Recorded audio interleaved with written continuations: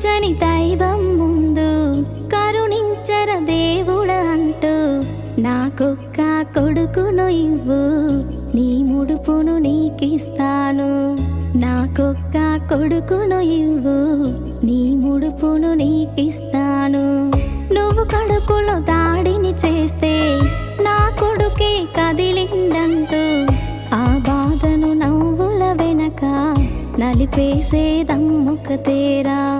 ఆ బాధను నవ్వుల వెనక నలిపేసేదమ్మొక తేరా. ఈ లోకం పరిచయమే చేస్తూ తన లోక